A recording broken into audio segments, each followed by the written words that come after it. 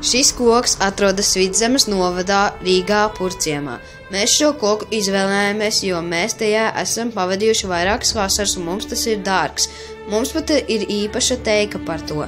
Šajā video mēs parādām koka augšanu un cīņu par to. Video sākumā ir parādīts, cik ļoti mums patīk šis koks. Teika par šo koku ir šāda.